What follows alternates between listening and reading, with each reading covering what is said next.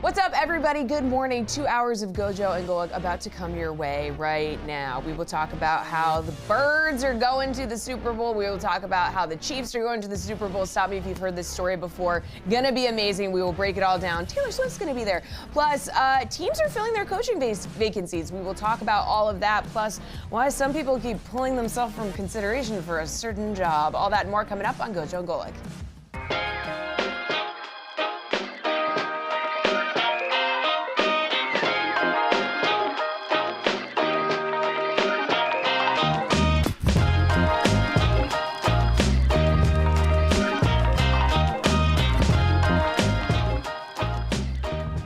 What's up, everybody? Welcome to GoJo and Golic. Mike Golic Jr., Mike Golic Sr., Jesse Cofield here with you guys. We got a fun show coming up as always. Download, subscribe, rate, review us. Leave us a 5-star rating. Check us out live Monday through Friday here, 8 to 10 a.m. Eastern on the DraftKings Network. Marshall Newhouse, former NFL veteran and Super Bowl champion, going to join us off the top of the second hour, as he always does, to break down everything we saw in this championship weekend in the NFL, Dad, which included and now gets us back to a rematch of the Super Bowl that we got 2 years ago. A rematch of what was then the Kelsey Bowl, the first time that we had two brothers square off in a Super Bowl in NFL history. And now we get that redux with the Kansas City Chiefs going for a three-peat and the Philadelphia Eagles trying to avenge that loss. One of the greatest games from Jalen Hurts' young career. We will get to some comments from him about how maybe he feels like these things should be happening more often for him now that he's out of the straitjacket. But, Dad, in general, this weekend was a great reminder, and especially the Kansas City Chiefs and Buffalo Bills game. That was another classic. These two teams only seem to know how to do bangers. They get together in the postseason. The game is an instant classic. It's one of the surest tickets in sports, and yet it is a good reminder that if you're a fan of a team watching a game like this, it is hell on earth, and I feel so legitimately bad for Buffalo Bills fans. Maybe it's because I'm fresh off watching the team I love lose a championship, but my God, having to now watch their season ended in the postseason for the fourth time by Patrick Mahomes in this iteration of the Kansas City Chiefs. Dad, I don't know, is that worse than going to 4 straight Super Bowls and losing to a different team every time, to have this one team be the difference between your happiness and your success in this era and not? Well, yeah, it definitely is worse because, as I'll say, I'd rather go to 4 Super Bowls and lose than never go to a Super Bowl. And anybody who says different, I don't want to hear from you because you can't win the Super Bowl unless you're in it. So even if you go and you lose like the Bills did 4 times during my era, you were in the Super Bowl. This is definitely worse. This is forgettable. At a time, they'll forget you were one game away from the Super Bowl and not a loser in the Super Bowl. And this is, as I said, it can get into your head mentally and say, okay, how is it going to happen this time? You know when it's 29-all and Mahomes gets the ball, it's like, okay, how is it going to happen this time? What's going to go on? What's going to happen? Then when they have the lead, how are we going to get the ball back? Well, how is Kansas City going to ice the game? It becomes mental in your head of there's only so much you can do. How do you get past it? And now 4 times with Josh Allen and the Bills not getting past Kansas City, it's got to be just gut-wrenching, absolutely gut-wrenching. There is no doubt, and we can talk about it from the Bills side because there will be moments in this game that they look back on and wonder what if. Very high leverage moments in this game that they wonder what if. But before we get to that, I do want to say congratulations to the Kansas City Chiefs because, I've kind of gotten tired because people do the thing all the time of, we need to stop and recognize greatness when we're seeing that. I get for a large portion of the NFL fan base, they're sick of this. They want their team to win, all of that stuff. But all I can say from a football perspective is, Dad, I am in awe of the poise that the Chiefs team and this Chiefs team has in critical moments. Every single time. And I get, Patrick Mahomes, Andy Reid, Steve Spagnuolo, they've been here so often, but this team every year is a collection of some new guys that are coming over. A part of this, the Chiefs had an undrafted free agent in his second year off practice squad bust a 40-plus yard return that got them into plus territory in this game. They have new guys step up all the time. And you know this, Dad, in so many critical situations, it can look great drawn up on paper, it can sound awesome in a meeting room, but the fact that the Chiefs seem to answer the bell every single time and save their best for when their best is absolutely required is truly awe-inspiring. Like, we saw some of this, we saw this through the Patriots dynasty. None of us thought we'd see it again in our lifetime, let alone this soon. And so just stopping there, Dad, how impressed are you by Kansas City and the way that they were able to operate? Well, especially during the year when they won, double-digit games by 1 score, and everybody was like, oh, it's going to catch up with them. It's going to catch up with them. Well, no, it's not. They're going for their 3rd Super Bowl. They find a way, and that starts with Andy Reid. Now, you have a couple of Hall of Famers in Patrick Mahomes and Travis Kelce to lead the way, and Chris Jones on defense. You have some great foundational pillars. There's no doubt about it. But a team, as we know, changes every single year. The outer parts of it change. And for Kansas City, you come into an environment, relaxed may be the wrong word, but confident. Nothing rattles you. And that starts with Andy Reid and goes to Patrick Mahomes. Nothing rattles you. And when you see your leaders never get rattled, you follow that. You just don't get rattled. They don't fold in big moments. They come through in big moments.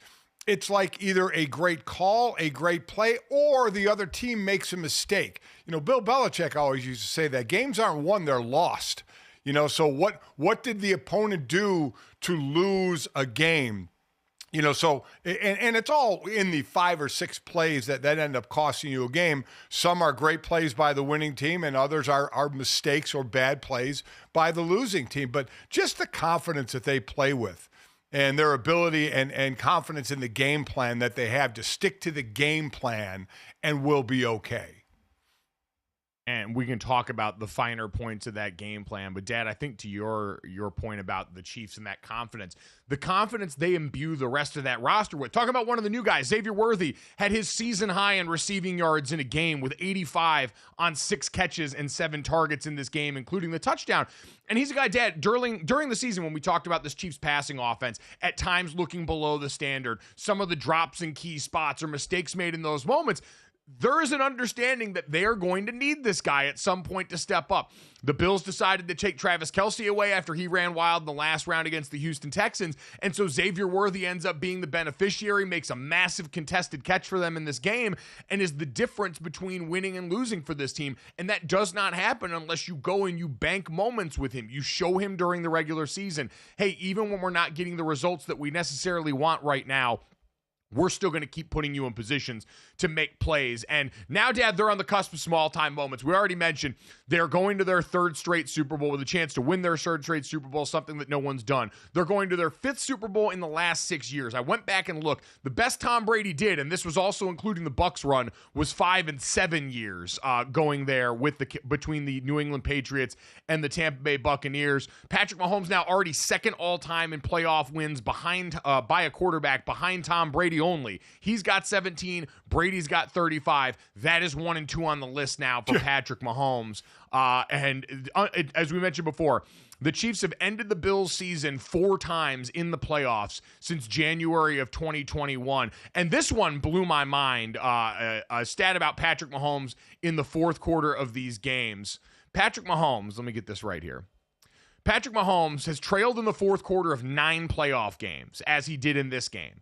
He has come back to win 6 and forced overtime in 2 others before losing. He's got a 132.2 passer rating with 5 touchdown passes and 1 touchdown run when down 1 score in the fourth quarter or overtime of a playoff game. And he's led scores on 13 of 14 drives. Dad, the guy's been incredible. And while we thought we were bored by the Chiefs for a lot of this season, you get into this game and all of a sudden it's exactly what we thought from Patrick Mahomes. They quick passed them to death. Patrick Mahomes, 12 of 15 for 140 yards and 1 touchdown on quick passes in this game, coming into this off a career high in completion percentage on quick passes against the Bills defense that was going to let it up. And Dad, you look in the body of this game for Buffalo, there was so much to point to in this, but injuries early on to Christian Bedford at quarterback, Kaiir Elam having to go in that game felt like an early tipping of the scale in favor of Kansas City. Scary moment. Shout out to Rasul Douglas for being a great teammate, but that's just one of many moments that seemed to very quickly in this game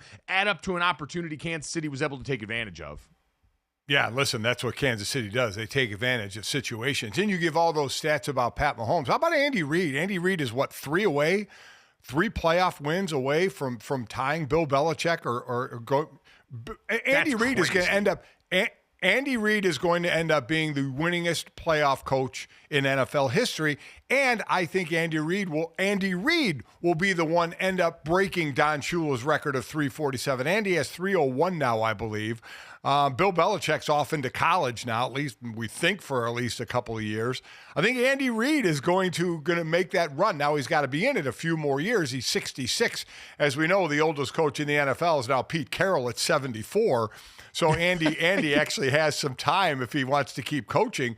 But Andy is going to hold the playoff win record. He's going to pass Bill Belichick, and he's within shouting distance of Don Shula. So while we throw all the accolades at Mahomes and certainly Travis Kelce, Andy Reid has to be there as well as one of the best coaches that we've seen. I'll throw one more in there too off this game. Spags. Man, Steve Spagnuolo. Yeah. Maybe, I would say, the best defensive coordinator in NFL postseason history, based on the amount of big moments, quality game plans, and high-leverage situations he's been a part of in winning.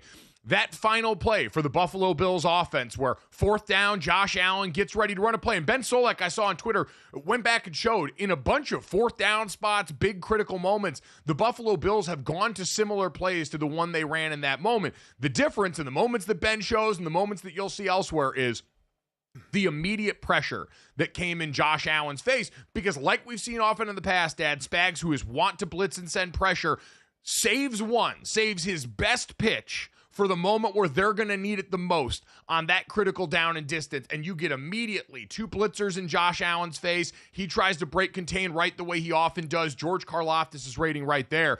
Give Josh Allen all the credit in the world, Dad. A real come back with your shield or on it Spartan effort from Josh Allen, who somehow manages to get a YOLO ball off there that just bounces off the arms of Dalton Kincaid, who, Dad, it's one of those plays. I'm not going to criticize Dalton Kincaid, but I also understand the expectation for him and any player in the NFL when you're in that position is you come down and make that play. And unfortunately, he wasn't able to, in a really difficult catch, make the play that Josh somehow managed to get in range. Listen, definitely a difficult catch, diving back for the ball. Hit him in the arms, though, so any receiver is going to say, if it hit me in the arms or the hands, I should have it. He's going to be sick about that. Maybe not as sick as Mark Andrews from Baltimore of dropping that 2-point conversion. another degree tight of difficulty end. a little easier. Yeah, exactly. But you Spagnuolo, you look at the play. Even Josh Allen said, he goes, they gave us a zone look, and I slid the line left to his left, and they brought the corner from the right side, and Karlaftis came free as well, and the corner came free. So again, instant pressure. It's a play or two a game. It's the 3rd and 7 play for Kansas City on offense to ice the game, right? If they get the first down, the game's over. If they don't, Buffalo's got a chance. What do? They put trips left and run all crossing routes by all 3 guys because Buffalo is in man coverage, and they sneak Pirine out to the left. But there's so much trash in the way that Terrell Bernard, who was covering Pirine, can't get to him. Can't get to him in time because he's got to run through the trash of 3 receivers and their defenders coming over the middle of the field. And you get an open Pirine, breaks a tackle, gets a first down, and that's a ball game. So, I mean, just precise calls at the right time. They did have the right calls in the right moment. Those plays sort of underscore, Dad, the Chiefs' level of confidence on a drive where they were trying to ice the game and get those first downs needed to put this thing and make sure Josh Allen never got to touch it again. They call 2 pass plays on 3rd downs here. One, a rollout to Mahomes that he's able to dump off in the flat, and then that play that you just described there, all taking advantage of the thing that the Chiefs could go to the well on all night.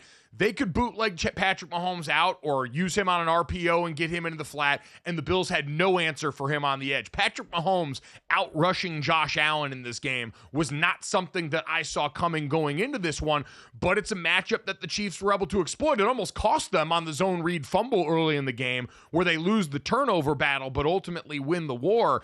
But they managed to go make that happen in those critical moments. Speaking of critical moments, Dad, want to talk about 2 of them and get your thoughts on what you saw on these plays, because we know for a lot of people, talking about the Chiefs online sucks now because everyone who hates the Chiefs is just galaxy braining theories about how the NFL's gaming the system for them.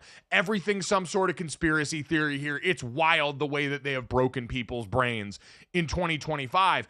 That being said, Dad, there are going to be 2 moments in this game that I think for Bills fans or people that just hate the Chiefs, they're going to point to and be like, what the hell happened? 1, 3:13 left in the second quarter. Xavier Worthy goes up for a 26-yard catch that gets them down to the Buffalo 3. Mahomes is under a ton of pressure in the pocket. He throws it up, and it looks like in that moment, Cole Bishop, the defensive back for the Bills, is actually going to intercept that pass. Xavier Worthy pulls it out of his hands, lands down with it. The ball seems to hit the ground, but doesn't move. They think it's possessed, and they rule it a catch on the field. And the call stands, which means they didn't find indisputable video evidence to overturn it.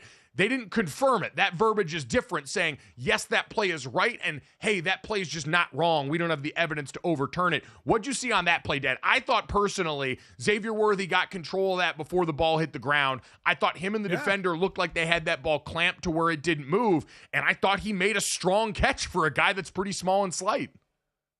Yeah, the ball hit the ground, but the ball didn't move. They had control of the ball. 3 or 4 hands on the ball from the defender and the receiver.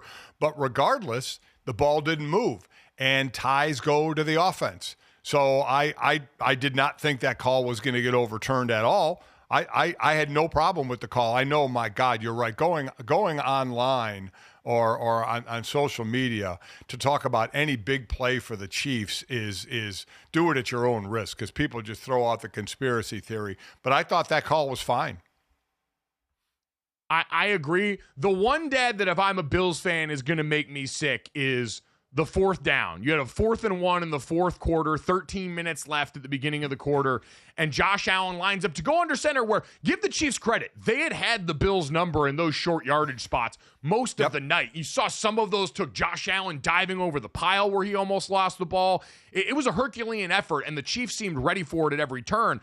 But Josh Allen goes, and it looks like one of the line judges runs in like he has the first down, the one that I thought had the better view of it. The other runs in about a half yard short. They go and review the play and determine that he was short of the line to gain. Dad, it looked an awful lot like he had gotten that first down in that spot. And again, another critical juncture for that team in short yardage. A turnover on downs, which is essentially a turnover. I mean, feels the same way for the defense. That's going to be a tough one because it was such a bang-bang play for the officials in the review. Oh, that was a drive that went into the 4th quarter at the Kansas City 41-yard line, up by a point up 22-21. If they keep possession there, who knows? They go into the end zone. They burn more time off the clock. They get a field goal. Who knows what happens? I'll say this. You put yourself in position to get that call when you're not making that play. Now, they've made the play a couple of times. Josh Allen has a tendency to go left on that, which obviously that's something Kansas City knew. It's not as fluid as the tush push in Philly without question, but you have a big quarterback, so I get them doing it. You open yourself up, Mike. When it's a mosh pit like that, you open yourself up to trying to rely on replay. But I'm with you. We're in a day and age of the NFL where we're still using 2 poles in a chain and 2 refs 25 yards away from a play both running in at 2 different spots. So, yeah, there's a little bit of, oh, man. I mean, one says he has it, the other says he doesn't, and then they say they don't. But you kind of put yourself in that position. You're correct, and it's what we always say. It's about guys trying to make rosters in camp. It's the same here. It's your job to make it hard on them. The Chiefs' defense made it hard on them, and if you want to say they're lucky, luck is preparation meeting opportunity, and this Chiefs team always prepared when their opportunity shows. It's why they're going back to the other Super Bowl. We'll check in on the NFC Championship game next.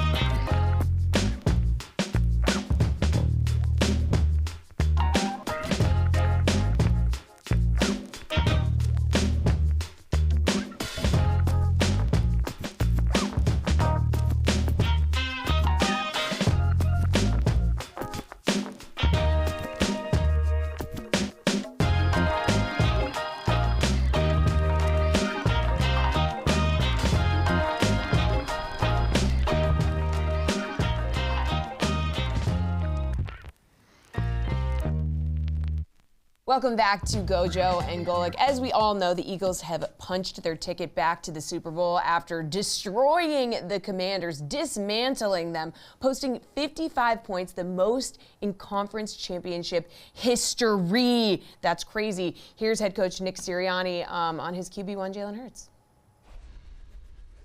It's amazing how much doubt there is sometimes. I can't quite comprehend it because, you know, it doesn't look like people think it should look like. But the guy has been clutch.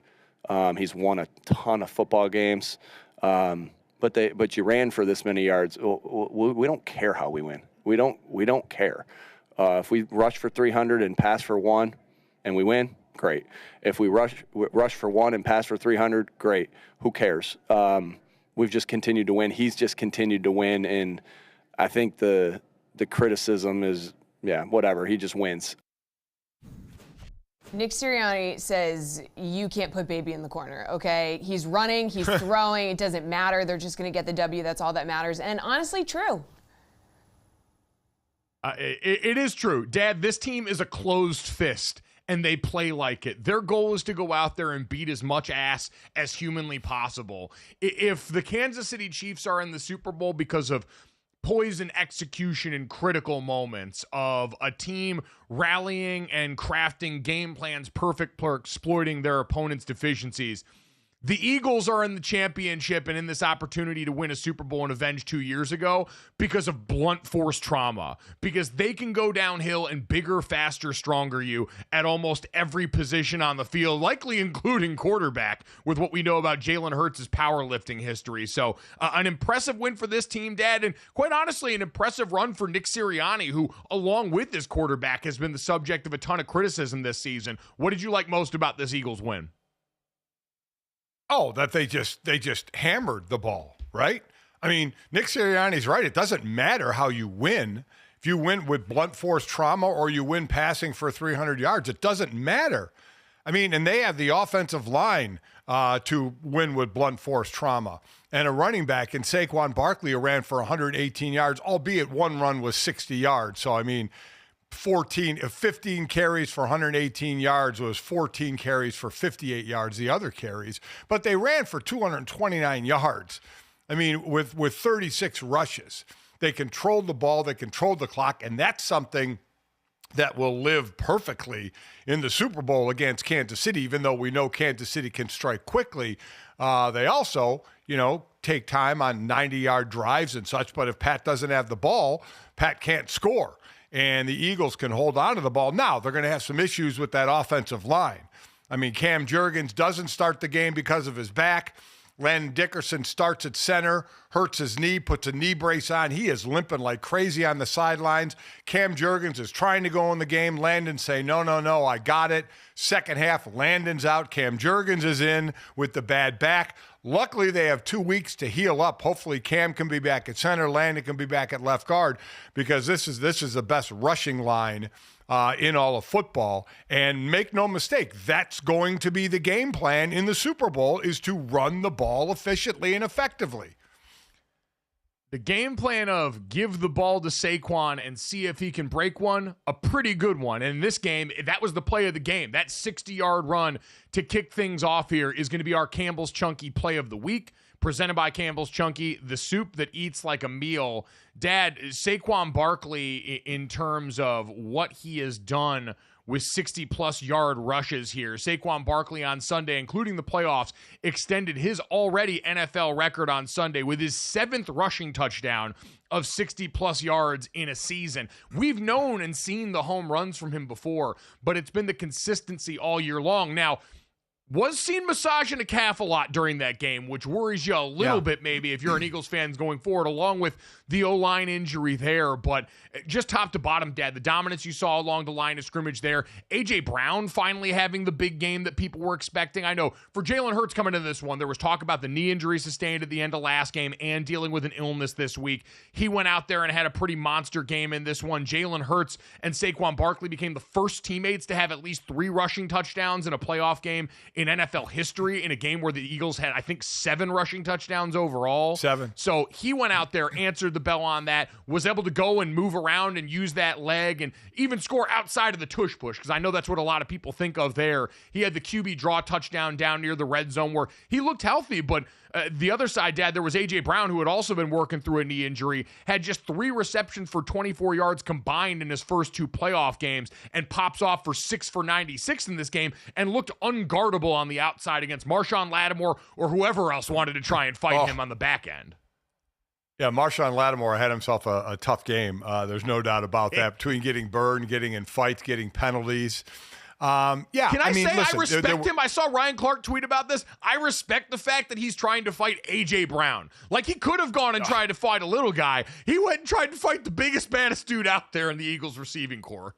Yeah, if you're going to make a pick between Devontae Smith and A.J. Brown on who you want to fight, You would probably rather face off with Devontae Smith, who is much smaller than A.J. Brown. But as far as, as you mentioned, 7 rushing touchdowns, 3 by Saquon, 3 by Jalen, and 1 by the rookie out of Clemson, Will Shipley, who Saquon Barkley couldn't have been more happy for when Shipley ended up with 4 carries for 77 yards on that crushing drive that put him over 50 points. Saquon Barkley, by the way, since we're talking about stats, he is 29 yards away from the most rushing yards in an NFL season, including playoffs. Terrell Davis has that. That's obviously the regular season playoffs. Terrell Davis has 2,476. Saquon is at 2,447. Quick math says that's 29 yards. So he needs 30 yards in the Super Bowl, which I think he could get in one run to have the all-time record for rushing yards in a season. What a turnaround. And it's got to make the Mara family sick for the Giants every time they see it. But what freedom that Barkley got in going to Philadelphia, that offensive line, that rushing attack, and how he has just dominated on the ground. And that is effectively what is going to propel them possibly to a Super Bowl championship, is no doubt going to be the running game. No doubt about it. It's been a force of nature this year. The perfect combination of great offensive line and Hall of Fame talent running back that never had this kind of opportunity or support with New York, who, man, Dad, if the Giants and their brass are having maybe the worst season known to man and coming off the worst offseason known to man, Howie Roseman on the other side, that dude just continues to hit all the right buttons between the rookies that he brought in this year, bringing Saquon over. You look at his last 5 drafts, picking Jalen Hurts, Devonta Smith, Landon Dickerson, Cam Jurgens, Jalen Carter, Jordan Davis, Nakobe Dean, Nolan Smith, Quinyon Mitchell, who had another great game last night. And them bringing Vic Fangio over as the defensive coordinator, who seemed to unlock all of this. But, Dad, once again last night, because you could look at a lot of different areas for this Eagles team defensively, their 4-man rush and what those guys are able to do up front. Jordan Davis has a big moment, getting loose in a pass rush rep, not what he's necessarily known with opposite Jalen Carter. Because they can turn those front 4 loose, and Jalen Carter is the tip of the spear, can help them do that. They can devote so much to the back end. They play a remarkably simple brand of football. I think of like Iowa in college defense, where you're going to sit back with like a 2-safety shell. You're not going to do a whole lot of exotics. You don't have to blitz a ton, but guys just make plays. The guy that allows them to do that, Cooper DeJean and Quinyon Mitchell, get a ton of credit and deserve it, is Zach Bond.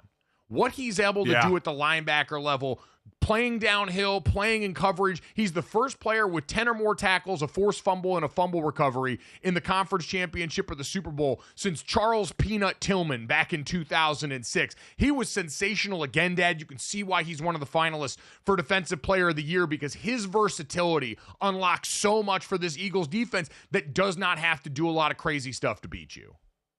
I mean, think about it. Zach Bond was a 3rd-round pick of the Saints back in 2020 out of Wisconsin. In his 4 years in New Orleans, he never had more than 30 tackles. Never had more than 30 tackles. And basically played in all the games, 15, 17, 13, 17 in New Orleans. And then he goes to Philly in his first year, 16 games, 151 tackles. All-pro, Pro Bowl guy. I mean, just has an incredible year. He is a tackling machine, and you're right. He kind of, while there are, Jalen Carter's the best player on that defense. There's no doubt about it. But what Zach Bond does to kind of settle that defense down and have everybody in the right position is amazing. And it just goes to show you just keep your head down, you keep playing. You never know where your opportunity is going to arise. And he just absolutely flourishes in this Vic Fangio Philadelphia defense after 4 basically mundane years in New Orleans. Preparation meets opportunity, and he was ready for his moment there. Kudos to the Commanders. A stellar run, a team that seems like they're going to be here for a while, that struck gold on their rookie quarterback, but losing the turnover battle 4-0 against the Eagles. And the Eagles, who, by the way, have 10 takeaways and 0 giveaways, or excuse me, Washington, who had 10 takeaways and 0 giveaways through the first 3 games of their postseason. That totally flipped. The turnover luck went to hell for them, and they just weren't able to recover. Now, there were a couple of plays. I know the missed holding call on Saquon Barkley is going to certainly keep a lot of people up at night. There were a couple other moments there that seemed right on the border, but Washington put themselves in too many compromised positions because they couldn't hold on to the football. Period. End of sentence. I want to get to two things, Dad. The first, though, is Philadelphia quarterback Jalen Hurts, who we heard Nick Sirianni sing the praises of in the postgame press conference. This was Jalen Hurts when asked about his performance last night. Listen to what he had to say. I mean, to get all that praise from Coach postgame on the stage, and what's it like playing for Coach Sirianni? Well, he's done a great job. He's done a great job. I guess he let me on my straitjacket a little bit today.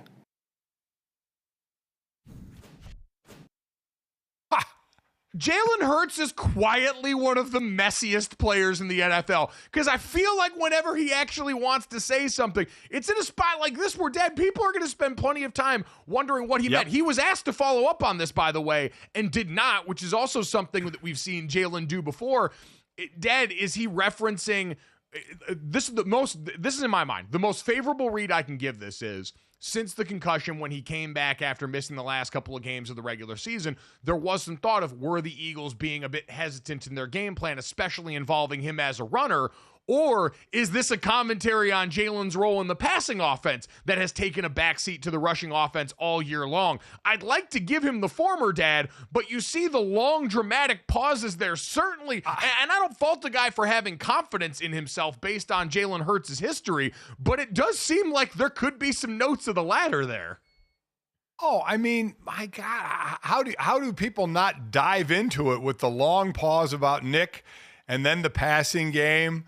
It's like he's trying to search for the right word and then not say too much. So people naturally are going to dive into it and say, is there still a relationship issue with Nick? What does he feel about the passing game that Kellen Moore is putting forth? Listen, he threw some dimes. He threw some absolutely, it was 20 of 28 in this game for 246. He put some passes on the money in this game.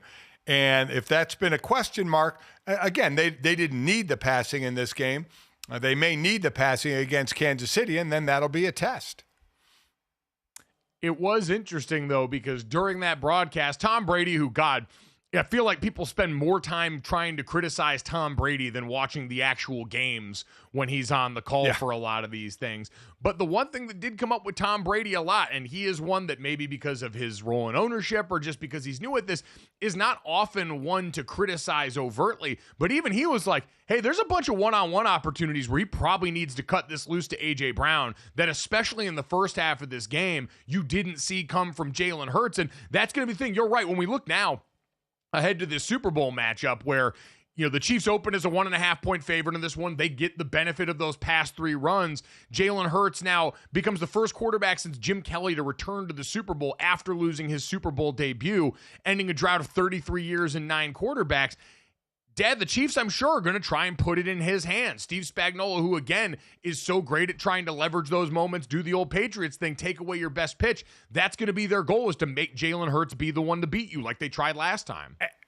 And remember, Jalen Hurts outplayed Patrick Mahomes in Super Bowl 57. That Kansas City won 38-35. So you certainly can't put that loss, like we love to put wins and losses on quarterbacks. He's going to get that loss for that Super Bowl, but he outplayed Mahomes.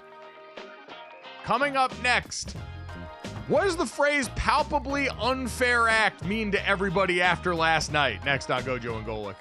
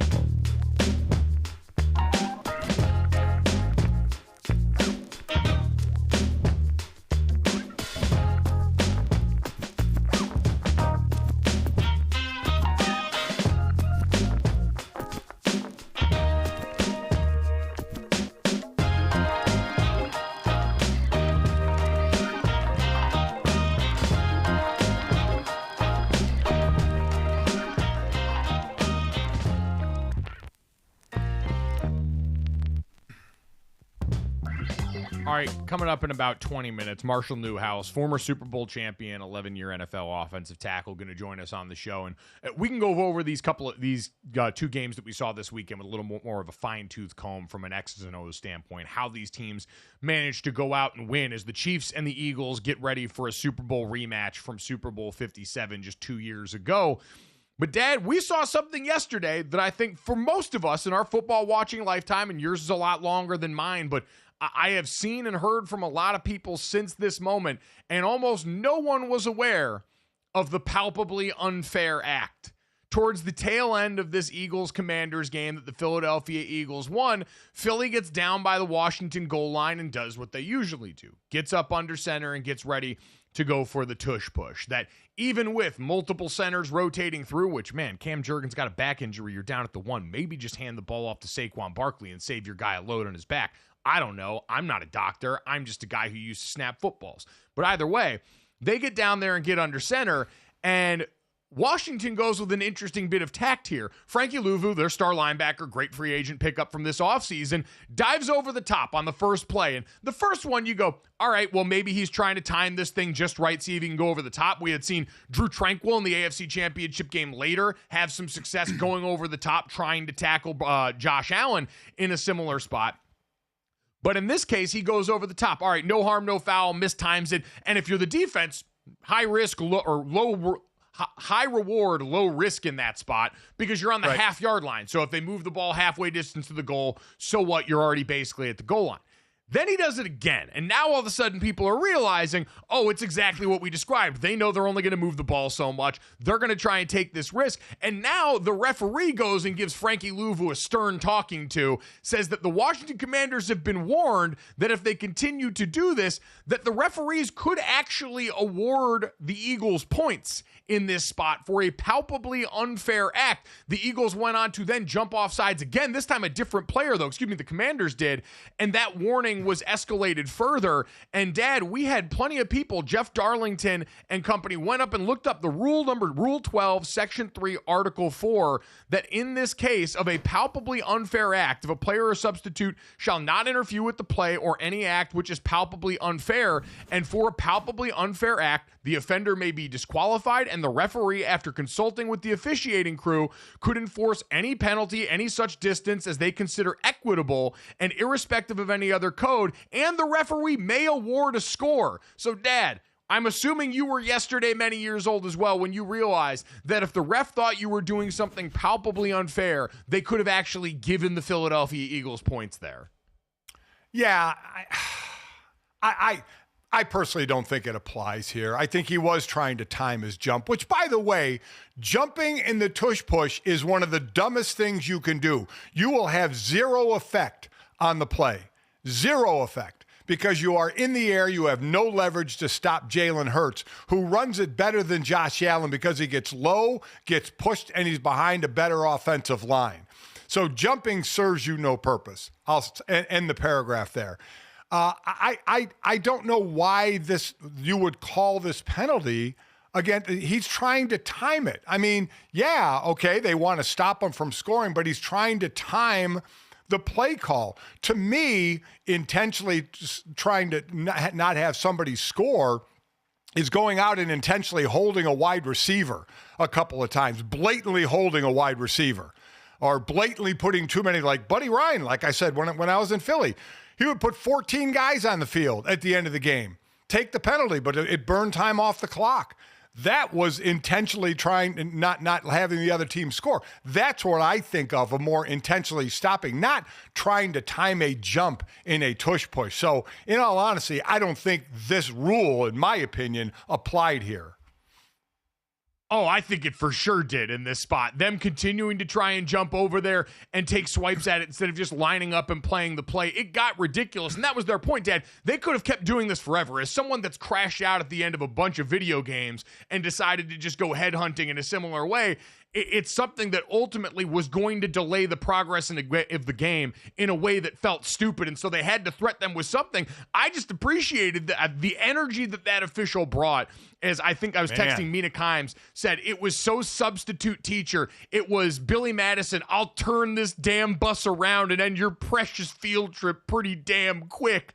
So it just, that moment in the middle of a very important football game, this wasn't like a preseason game where they had to go out and threaten this. This was the NFC bleeping championship game where all of a sudden we now learned that if you go and do some wild boy stuff too often in a critical moment of the game, the officials can and will. And Dad, that's the only thing that could have made yesterday crazier. You're already going to have Chiefs conspiracy theorists out there who believe that every part of that Bills game was one giant psyop move by the NFL to get them back into the postseason. And you're already going to have Commanders fans that have a couple of plays to point to, understandably, that they are frustrated about in a game that ultimately they made too many mistakes to win. But if we had NFL referees just giving out points to one of the teams in a game like this, even though the Eagles scored literally the very next play because they were on the half-inch yard line, Cam Jurgens' head was basically over the goal line here. I cannot imagine the response from NFL fans, so thank God this didn't happen. Bottom line is, like you said, everybody, 99% of the viewing audience had to be like, okay, I was this many days old when I knew this rule. I had no idea about, though it did come up, and I didn't know it was called this when it was defensive holding on pass plays. It was we had read the rule that it was under the ref's discretion. And that's obviously what this is as well, but it's under the palpable whatever rule that I never knew existed. Absolutely never knew existed. Palpability? Palpably unfair act. Unfair act, yeah. Thought of that title. Yeah. Thought of that. I mean, someone a long time ago who clearly never thought it was going to get used because this thing is in the dustiest part of the NFL rulebook, apparently. I'd like to know when this rule was made, like when this was put in the book. And what precipitated that I can't find for you. I'm sure it was, Dan, I'm sure it was something like this or something like what you described. I mean, we went through legislating some of the put extra guys on the field stuff with the Oregon-Ohio State game at the end of this last year. One game that Oregon and Dan Lanning were involved in where they had a 12th guy on the field at that point. It takes time off the clock, all of those things. But in a spot like this where it is quite little, like the only thing I can liken it to is a video game crash out where you go at the end and just decide I'm going to try and run guys into the opposing quarterback because I'm pissed off that I gave one away to the CPU again in my Dynasty League. Not that I'm drawing from a ton of experience on this or anything, but it was one of those moments, Dad, that it felt like a sideshow at that point. It felt like whether or not Washington was earnestly trying to actually time that up or not, it felt like a sideshow that was all of a sudden delaying what felt inevitable, even though I understand goal line stands happen. Clearly the Kansas City Chiefs win last night is testament to short yardage not being a guarantee or anyone's birthright. But it was a moment that felt absurd. And so the fact that the NFL basically has an absurdity clause. Hey, this is getting too weird for even us. We'll give them points if you don't stop bleeping around here. What I want to know is, how far does that rule extend out? Like, what it basically said in that rule, if I'm reading this correctly, is the referee can award however much penalty yardage they want. They're not bound by a code. Yeah. They can award however much penalty yardage they feel like is appropriate and award points. How far away do they have to be to award points? Does it have to be on the goal line? If they had been in the red zone but on the 15, could they award points for something like this? How deep down the rabbit hole do we go? We need Gene Steratore or one of these guys to come on here and tell us exactly how wild these refs can get if they were pressed into it. Yeah, they seem to have some discretion, and this did come from Ohio State doing this. This brought up all this talk of referees with discretion on how far or how much penalty they want to give, or if you can hand over a score. Then you're into the record books. The score goes down as a team score, no individual score. Now you're really messing with things. Yeah, now you're really, I mean, there's plenty of people out there in Vegas that would be looking at that. Already, people that were looking for Saquon Barkley touchdowns felt jobbed yesterday as Jalen Hurts, and then would get down to the goal line and run that tush push. But in this case, cooler heads prevail. Frankie Louvu stops jumping. The Eagles score and go on to continue to be the closed fist in this game. While we had all this exciting stuff going on over the weekend, and Friday had plenty of news going on, Jesse, I do want to get to the bits of coaching news that we got going into this weekend. The Dallas Cowboys in a Friday news dump for the ages. Yeah, so they found their head coach at home.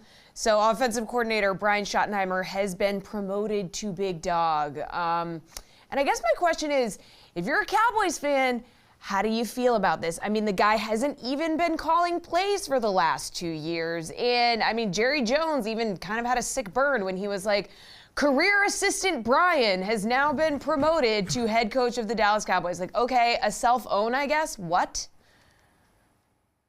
That was one of those that definitely sounded better in Jerry's head. This profundity of Brian Schottenheimer is known as a career assistant. He ain't Brian no more. He is now known as the head coach of the Dallas. Well, first off, is he Brian or is he a career assistant? What are we changing the name from here? Is he just head of the Dallas Cowboys coach? Schottenheimer now? Is he replaced that? I don't understand that, Dad. Again, intention and execution have often been at odds for the Cowboys. This is just a funny example of that. But Cowboys fans should feel the same brand of hopelessness they've felt for the majority of Jerry Jones' career post Jimmy Johnson in Dallas, for a guy that wants to seem like, oh yes, I am one step ahead of everyone, when in actuality he is playing a game that almost no one else is trying to play at this time. We're a Dallas Cowboys team. I get you don't have to interview everyone the way that some other teams like the Jets or the Bears did. But the fact that Dallas largely took themselves out of the running for any of the premier candidates from this coaching cycle here, waited unnecessarily long and tried to block Mike McCarthy, who we don't know if Brian Schottenheimer is any sort of improvement over Mike McCarthy that we've gotten from this last cycle to this one. But to then go out here and make this hire and to beat your chest about it whilst you Friday news dump it, because that's what this was, all reeks of an organization that still just wants to get by, apparently doing the bare minimum. And I don't want to disrespect Brian Schottenheimer in this. You're happy for him to get the opportunity, but we can't act like the Dallas Cowboys approach this process in earnest in a way that Cowboys fans should feel good about. So, 6 of the spots have been filled. There's just New Orleans left, and 4 are with new head coaches. Ben Johnson with Chicago, Aaron Glenn, the Jets, Liam Cohen with Jacksonville, and now Brian Schottenheimer with Dallas. And listen, we talked about this. This is Jerry Jones hiring a coach that he can control, or a coach that isn't going to try and bite off more than he could chew. I mean, Brian he's 51. He's been a coach on a number of different teams. He was the offensive coordinator for the Jets in 2006, the Rams in 2012, Georgia in 2015, Jacksonville in 2021. So he's called plays, even though he hasn't in the last couple of years with Dallas. He's been an O coordinator. But this is just Jerry hiring a safe coach, one that he can control, one that he can still make all the moves behind the scene. This is, do you say underwhelming? You don't want to disparage Brian Schottenheimer like that, but this was kind of a surprise. Now, by the way, a quick note: he's the 7th father-son coach, father and a coach and son coach in the NFL.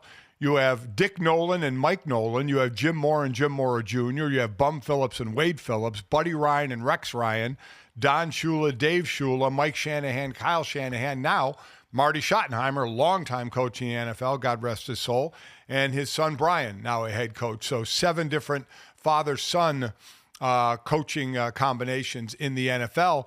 But yeah, this is a not outside the box hire, a safe hire, one where Jerry Jones can just keep going about his business as he does and not worrying about any kind of backlash or pushback from the head coach. Yeah, I understand part of this can feel a little bit inside, baseball for some of the sports media stuff, but to put this out when they did on a Friday does not reek like an organization that is proud of what they just did. Jerry Jones wants to continue to be the star of the show around here. He is going to continue to do just that. Jerry Jones does not want to spend lavishly or make splashes in free agency, signing his guys when he should, putting that off until well into the distance when it costs him way more. And the same thing with the head coach that he has done here. It is all so consistent with a guy who really just wants to make sure, have I gotten enough attention for the organization? And most importantly, have I continued to get and keep enough attention for myself? So you have one spot left, New Orleans, a head coaching position of a team that's in cap hell, and you have a quarterback in Derek Carr who said he's not taking a pay cut. So whoever's going to be the head coach, have fun with all that. Yeah, Joe Brady said, I'm good on all that, and canceled the interview. So they're going to have to search pretty hard to try and find someone willing to take on this albatross. Coming up next, we will search and find our friend Marshall Newhouse to come help us sort through the wreckage of this weekend. Next on GoJo and Golic.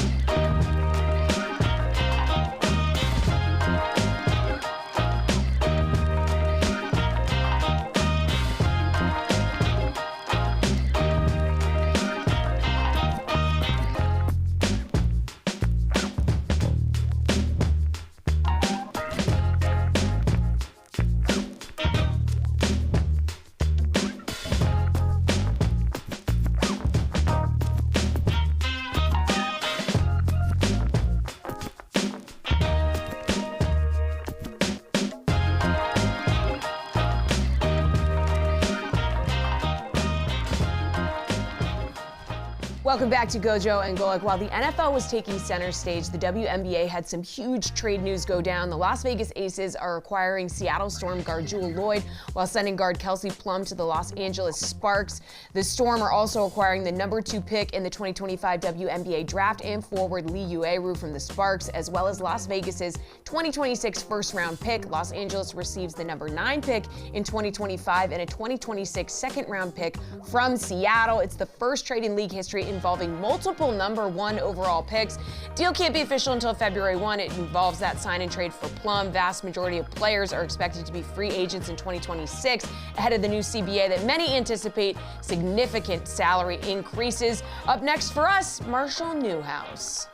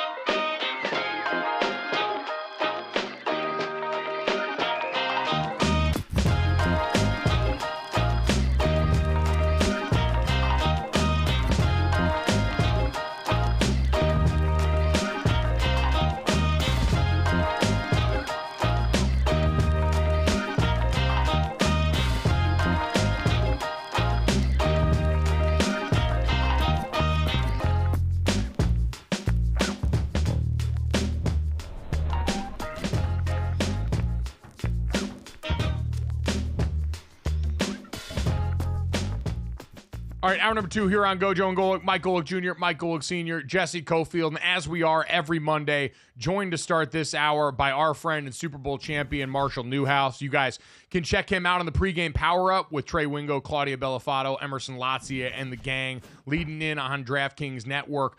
Marshall, good morning, man. How you doing? I'm doing good, fellas. A little hangover from the championship weekend, but it's the best weekend of sports, as they say. Yeah, and it certainly delivered just that, especially the late game between Kansas City and Buffalo that continues to be the best ticket in sports in the postseason. Marshall, did this weekend play out the way that you expected overall? Are these the teams you expected to be squaring off in Super Bowl Sunday? Yeah, I think so. Just, I think people were kind of tired. I think the public wanted Bills, Commanders, but these have been the best two teams in their respective conferences. And as much as at times the Kansas City Bills matchup might have been more of a toss-up, you're not shocked at all that Pat Mahomes and the Chiefs pulled it out. They put themselves in this position. It's just old hat at this point about how they execute. This is, I think, what was supposed to happen as much as it's not what people maybe wanted to happen. So do you think there is a mental hurdle for the Buffalo Bills when they face Kansas City in the playoffs?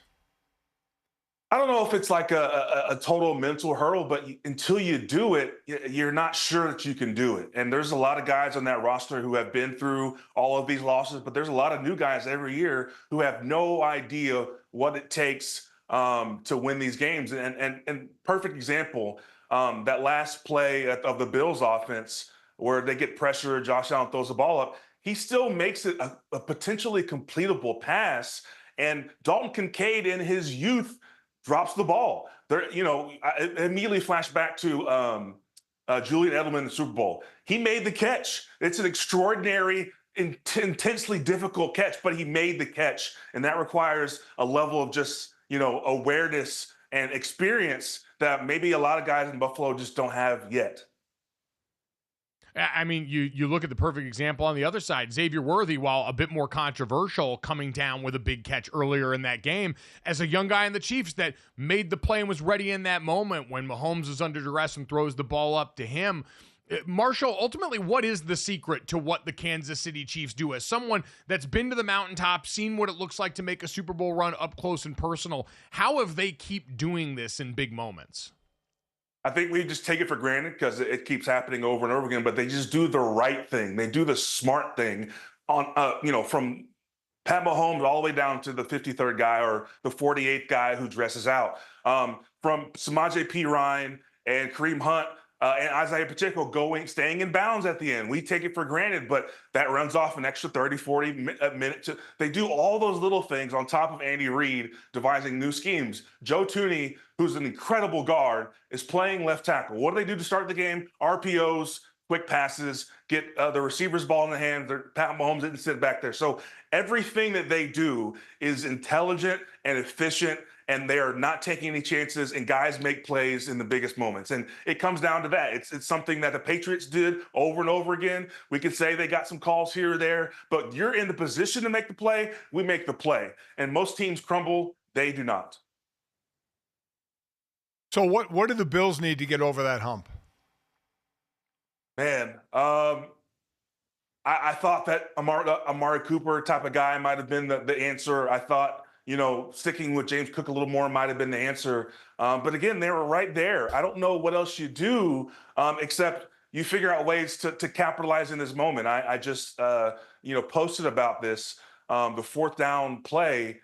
Listen, you had murky success with your version of the tush push in that moment. I'm not leaving that up to the ref's hands or a scrum spot. I think that's an instance where you call just a normal run play, or you give a triple option in space type deal where Josh Allen can make it with his legs. But it's just those decisions in critical spots that are the difference between winning and losing, because you're there. You're at the AFC Championship with a chance to go to the Super Bowl. The game is tied 29-29. What else do you want? There's not much else to do. No, Tony Romo mentioned it during that game, but Josh Allen, you want the ball in his hands, and I think the Chiefs on the other side, a great blueprint for that. Anytime they get a 4th and short situation or a critical situation down by the goal line, they do what I think any team with even a semi-mobile quarterback should do. Boot him, give him the option to run or pass, and watch the way that the Chiefs took advantage of that over and over again. Josh Allen, my favorite football-playing quarterback moose, certainly tailor-made for that kind of open field misery for opposing defenses. But I'm with you. It's tough because the O-line's great. The defense was awesome, albeit the injury and getting Kyrie Elam in there kind of subverted some of that. But, Matt Collins even stepped up in a big way, had a great game receiving, some big catches from him throughout the season, as did Khalil Shakir. So it's just a team that, and I saw Scott Van Pelt talking about this, Dad may have been born at the wrong time. Like sometimes you just run into generational forces on the other side, and they put a cap on what your success and happiness can look like here. It's not surprising because, as Marshall said, the Chiefs continue to execute in these critical moments, and that's been consistent for this team. But speaking of consistency, Marshall, we got the other side as a rematch of a game we saw 2 years ago as well. The Philadelphia Eagles took a 1-year reprieve from the Super Bowl when they had some coordinator hires that went south for them. What was the key and the secret to Philadelphia punching their ticket back to the Super Bowl? Well, that one was a little simpler. That one was more, hey, we have more talent. Howie Roseman has helped build a juggernaut of a team. And over the course of an entire football game, our talent will win out. We don't do anything crazy special. We're going to give the ball to Saquon a bunch. We're going to, take some one-on-one passes with Jalen Hurts to A.J. Brown and Dallas Goedert, our giants on the outside, and we're just going to lean on you. And, the final score is not indicative of how close it was for about 2.5 quarters, but they just out-talented them. Not only was their backup center hurt and they had a guard in at center, that guard at center gets hurt. The backup center, who was dressed out and has a back spasm, which I'm not, anyone who hasn't had a back spasm, you don't understand how debilitating that could be. The fact that Cam Jurgens came back in there and played, but you have enough guys where you can insert your starting center who's hurt back in the game and still finish it out. To me, it's just a talent thing. All credit to Jalen Hurts for leading the team. He had one of his best games of the season at their most critical moment. But just across the board, they're stellar and talented. And Washington, unfortunately, as Cinderella's story, is a little too much for them. Man, when Cam Jurgens went in, one of the first pass rushes he had to deal with was a bull rush. And I just saw his back bending with a bad back and thought, oh, my God.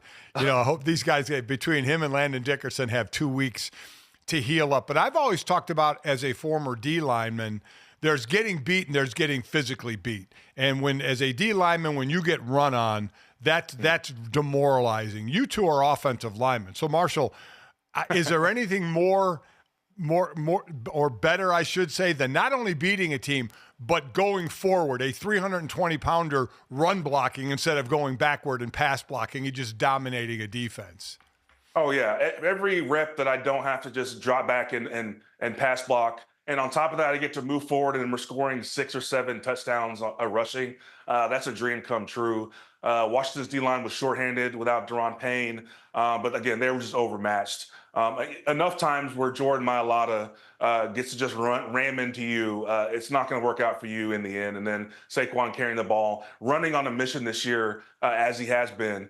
We're going to mention it as many times as we need to, but the Giants organization just biting their fist and internally cringing at the sight of Saquon doing what he's doing. Yeah, it's an incredible feeling as offense and as an offensive lineman. It is an ideal scenario, especially in the cold. You just put a team away and you just demoralize them completely. There are going to be lots of storylines that involve the big people in this game. Dad mentioned one of them, the Philadelphia Eagles interior against Chris Jones, who had a monster performance getting pressure against the Bills offensive line that had only allowed 14 sacks over the course of this season, had been one of the best in the NFL. Both of these quarterbacks certainly took center stage. Jalen Hurts now has 4 career games with 200 passing yards and 3 rushing touchdowns, including the playoffs. No other player has more than one such game in NFL history, regular season and playoffs. And Patrick Mahomes on the other side in this last game, one of his best games of the season, season high in dropback success rate and dropback EPA in the AFC title game. His top 3 games have all come in terms of dropback EPA in the last 4 games of the season. So everyone involved has been at their best when their best has been required. And we'll have plenty of time to go through this matchup here. Marshall, I want to zoom back to some of the other teams in the NFL and some of the other things that we saw over the weekend here. While one we saw late in the week, Pete Carroll announced as the new head coach for the Las Vegas Raiders, coming back off the shelf after being retired by the Seattle Seahawks here. What do you think he still has left in the tank? Can he go and help turn around the fortunes of this Raiders team? Honestly, I really like the hire. Like, he is an outlier when it comes to people of his age coaching. Something that requires a ton of energy. He seems to have it. He's got, a lifetime supply of chewing gum to kind of power his coaching standard. But also, the Raiders being without a franchise quarterback for the moment, I think this is a great fit. Listen, if I had a brand new quarterback, that's maybe not the guy that I'm hiring. But without a signal caller there that I assume they're going to go find one in the draft, building the culture around him, the style of play that we want to play, bringing the energy. The thing about Pete Carroll is that they compete in practice. Not that anyone doesn't, but it is a different level with his Seattle teams, and they all talk about it, the former players. So bringing a level of competition and urgency to the Raiders organization on offense and defense, I think will be a nice stepping stone to then hopefully hire a good coordinator and get you a quarterback that can lead you and help you win games. So you have the oldest now coach in the NFL hired in Pete Carroll at 74 years old. And you have do you think it was a head scratcher, the Dallas Cowboys hiring Brian Schottenheimer?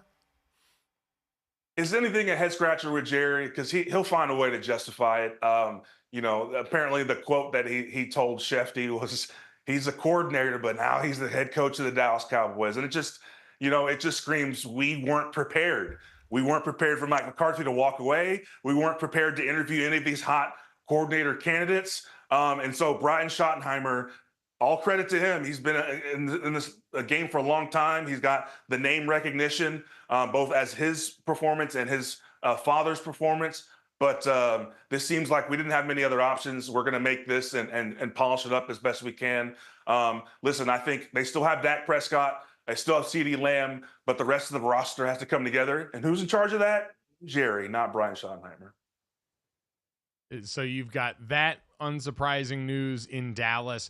Nobody seems to want to coach the New Orleans Saints. And oh, by the way, now that all these vacancies are filled, and I'd imagine this guy is not going to come out of the woodwork and take the Saints job, once again, we're going to get through another hiring cycle where people just let the Kansas City Chiefs have another head coach and Steve Spagnuolo sit there on their sideline and torture everyone involved here. Shame on the rest of the NFL for letting this continue to happen for Kansas City. If you're mad at someone, be mad at the owners that continue to not hire this guy away from the Chiefs and make that happen there. Marshall, we'll have plenty of time to parse it away from now through the next 2 weeks in terms of that, but early read from you. We got about a minute and a half left here. The Chiefs are 1.5-point favorites. What's your early lean on this Super Bowl rematch of the Kelsey Bowl?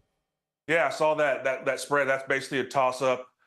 Listen, the difference is Saquon is here now. And also a sneaky one that I think people will pay attention and break down is Vic Fangio and how he attacks this Kansas City offense. And so I'm really excited to see what things they do to slow Kansas City down, because this is a rematch. You can't really watch that film. It won't be of use. Right. But I think that the defensive coordinator to Kellen Moore to Andy Reid matchup, even on the opposite side, will be really, really big to keep a watch on. It's going to be an exciting one, no doubt. We'll have plenty of time to break it all down with Marshall and plenty of other great folks between now and Super Bowl Sunday. Always appreciate the time, brother. Thanks so much. Thanks, fellas. Thanks, man. Dad, I feel like we're going to say so many things between now and then. And Marshall's right. Tons of interesting matchups on paper between these two teams. Kellen Moore going up against Spags. Kellen Moore coming off a great game that I thought he called for Philadelphia. Andy Reid against Vic Fangio, two grizzled veterans in the game here. Yeah, I'm going to pick the Chiefs. Like, until further notice, I'm going to pick the Chiefs, and I don't want to overcomplicate it between now and then, even when we're going to try. And I'm going to pick Philadelphia. And think about that in this new age of young coaches, save for Pete Carroll. Andy Reid, offensive coordinator, play caller for Kansas City as a head coach, obviously, as well. 66 years old against Vic Fangio, defensive coordinator for the Eagles. Also 66 years old. Love it. The Blue Plate special matchup for the ages in Super Bowl 59. Can't wait.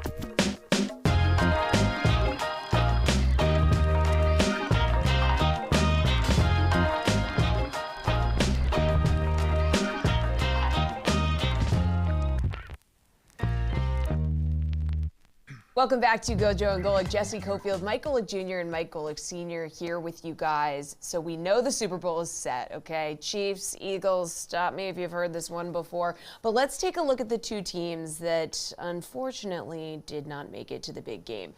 Let's take a listen to Commanders rookie Jayden Daniels as he reflects on the loss and the season that was. Obviously, man, it sucks, man. It sucks. Excuse my language.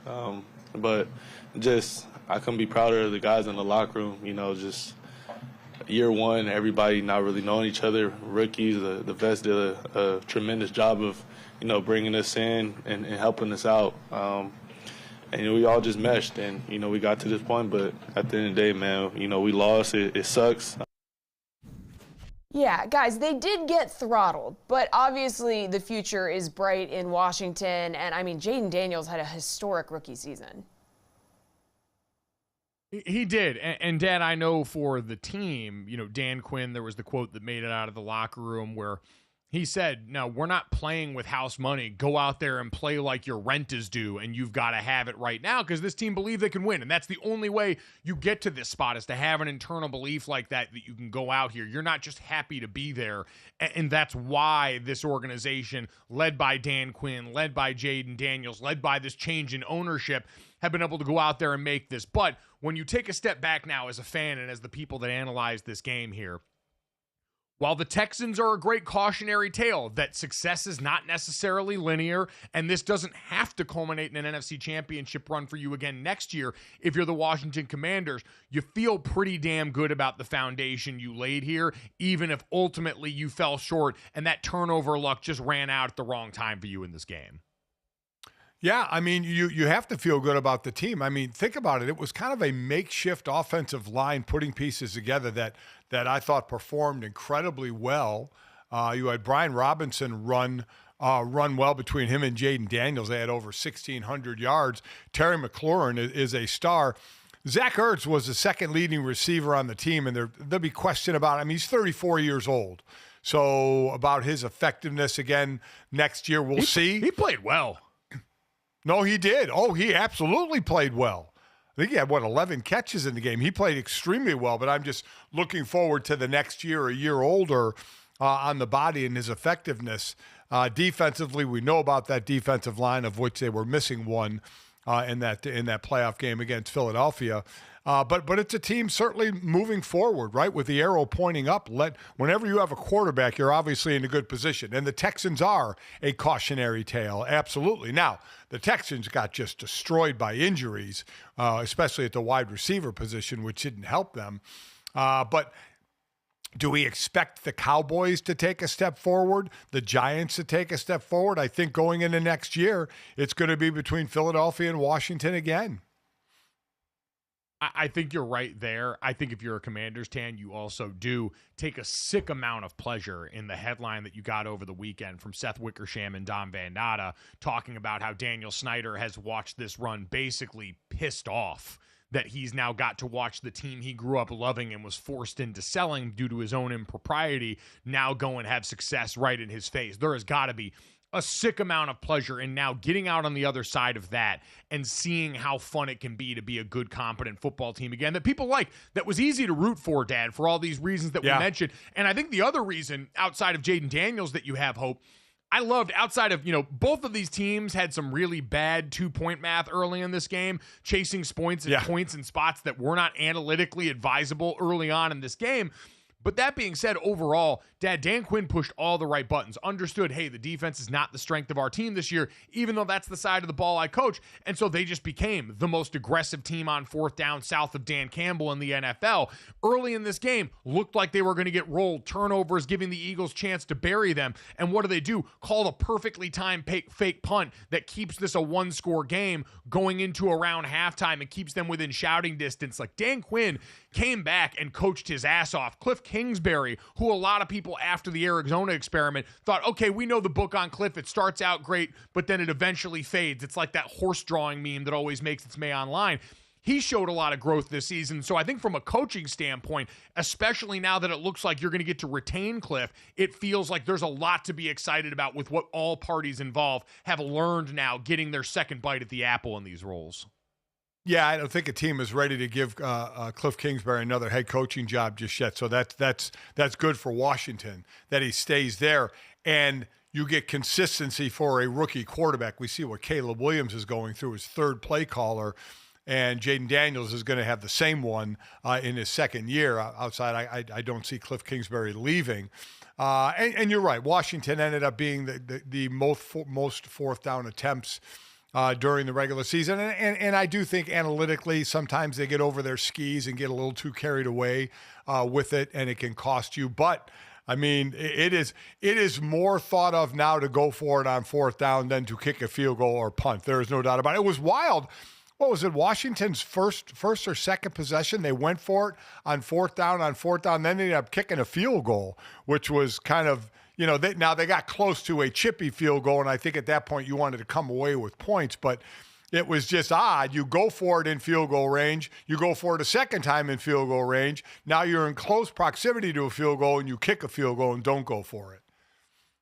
Yeah, no, I saw Jeff Schwartz tweet about it, and unfortunately it was the same thing I thought of. It felt a lot like the first drive of Notre Dame's game against Ohio State, where you got to work that hard, go for it on that many fourth downs, and you only come away from 3 points. Does not seem to be a good harbinger of things to come there. For Washington fans, Dad, I could see some frustration in this game with some of the calls. You kept it close again, despite all the turnovers that ultimately are the reason you lost. The better team won in this game. Philadelphia out-physicaled Washington at almost every point, but you did have the big missed hold on Saquon Barkley that led directly to points on that drive. You had what did you think? I thought that that late hit called on Mike Sainristil with Saquon Barkley going out of bounds was a pretty borderline call for me. I know people have the still shot of Saquon Barkley stepping out of bounds, but he's right over that line when the hip gets laid. You don't know with a guy like Saquon Barkley, as physical as he is he going to turn back up and take you there? That to me seemed questionable. What about you? You said it. You said the word borderline. And borderline, you know what's going to happen. The refs are going to throw the flag. If it's borderline, they are going to play a conservative, and they are going to throw the flag. It looked, in slow motion, it looked like, oh, yeah, he's out of bounds because the angle he had, that left foot hit way into the white right as he got hit. But at full speed, that's a tough thing to tell. Do I think it was borderline? Absolutely. And do I think a flag was going to come out on a borderline play? Absolutely, because that's what the refs are instructed to do. No, I guess that is kind of the message of both games is in big-time games and in high-leverage situations, you cannot give the officials the opportunity to intervene in this game, and I think that was true across both of them. And so, again, we can point to moments like that, but ultimately, the Eagles made more plays and the Washington Commanders put the football in harm's way far too much to expect to win that game. Jesse, let's talk about that other game, though, from the Bills' perspective as a team that also put themselves in too many positions for the other team and the referees to intervene at times. Yeah, God, an all too familiar scene as Josh Allen lost to the Chiefs and Patrick Mahomes once again. Here is said dejected Josh Allen after the loss. It's not fun. But to beat the champs, you gotta to be the champs, you gotta beat the champs, and we didn't do it tonight. You take it through the fourth down play there under pressure. Yeah, they gave a good look. Didn't see anything in my first cadence. We were sliding left. Corner came. Yeah. It was the humph noise, he's just blowing air through his nose. He's like, oh, God. He's not happy. Listen, hearing him say didn't see anything on my first cadence tells you what a good job Kansas City did disguising the play, right? I mean, because that's what you're trying to do with the cadence. You're trying to get a tip from the defense of what coverage they're going to be in. And Kansas City gave the look of a too high zone defense. They didn't tip it. Then all of a sudden the corner's coming, Karlaftis is coming, both end up being free to Josh's right, and Josh can't really get a good rollout right, but he's got a strong arm, and he did get the ball up. And it technically was a catchable ball, so he almost bailed out his team with his strong arm. But kudos to Spagnuolo for that call on that defensive play. Yeah, it's one of those spots where sometimes the defense wins the rep. Like in college, we always used to say, hey, they're on scholarship too. They're on scholarship and getting some financial aid, have rich parents, something like that. Because Spags just continues to be great at this. Always has his best ready for the big moment there. Sometimes they just win the rep, and I think that was the case there in that final moment for Josh. Besides that, Dad, you can have some questions about play calling and short yardage like we addressed with Marshall that led to a moment where on a 4th and 1 to start the fourth quarter, the Kansas City Chiefs are able to hold up because everyone knows what's coming because the Chiefs interior, that defensive line stood up and made a big play. But again, this is just one of those games where someone's going to lose eventually. And for the Kansas City Chiefs, Dad, I just thought they did a better job of taking advantage of the mismatch. Like for Buffalo, a lot of people are going to point to the rushing totals here. James Cook still had a good game, 13 for 85. Yeah. Found out during the course of this game from someone on Blue Sky that James and Dalvin Cook both have the other's first name as their middle name. The two brothers, Dalvin Cook the older, James Cook the younger. It is James Dalvin Cook and Dalvin James Cook in a way that blew my mind and broke my brain for two very good running backs. And James Cook, who was a huge impact last night. But, Dad, I think a lot more people thought that Buffalo would have tried to take the air out of the football a little bit more. That offense just ran roughshod over the Denver Broncos and the Baltimore Ravens. Two infinitely better rush defenses in the NFL this season. And yet, for some reason in this one, got coaxed into a little bit more of the shootout with Kansas City. Give the Kansas City defense credit, but I do think there was some surprise that this game plan wasn't run heavier than it ended up being. Yeah, I mean, against Denver, they ran for 120 against Baltimore. I think they ran for the same amount they ran against Kansas City, 147. So they did gain some yards. They had 32 rushing attempts. So they did run the ball. Could they have run it more? Certainly. They passed it 34 times and relied a little bit more on the running game because it was working. One thing I think they're going to need to work on is their pass defense. They were bottom third.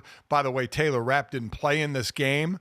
Their safety, he was out, so that certainly made the secondary weaker. But that's an area where, especially against a passing Pat Mahomes, that you need to be a little more stout than maybe Buffalo was. You've also talked, Dad, about pressures versus sacks on defense as a more telling stat. This Buffalo offensive line had been great all year, giving up very few sacks coming into this game. But in this game, Josh Allen was under pressure a lot. He was 5 of 14 for 66 yards and a touchdown under pressure, but faced pressure on 45.9% of his dropbacks. That was the highest rate all season. And whether it was Chris Jones getting wins one-on-one or Spags dialing up pressure, they were able to affect Josh Allen in the pocket in a way very few teams were this year.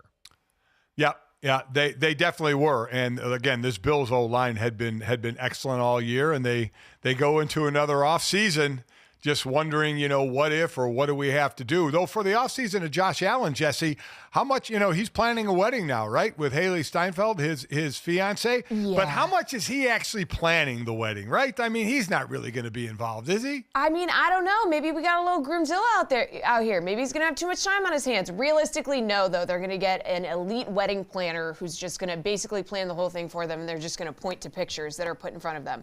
I like that. And then it will become what they have. Josh Allen seems like the prototype guy who's going to be like, I only care about the playlist and the open bar, and the rest you can have there. And what about I'm sure a signature drink? Signature cocktail. That is true. Josh Allen's got to have some Bills-themed signature cocktail. Yeah, come on. Or wings.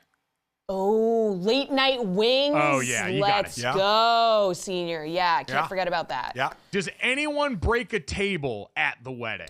Ooh. Yeah, I'm going to say yeah, for sure. For sure. Do you think the bride's going to like Josh that? has a groomsman that's going to break a table. Absolutely. Do you think the bride's going to like that? I think she seems like she's down. She's going to be cool. Yeah, I think she's cool with it. The one thing that we have seen about the famous women from either the screen or from pop that have found their way into the NFL by nature of their football playing significant others, they've embraced the culture. They've come down here and become part of these fan bases. And so I won't be stunned when all of a sudden we're doing this, that, and the third with grainy video of someone smashing through a table at the wedding reception for Josh and Haley's wedding.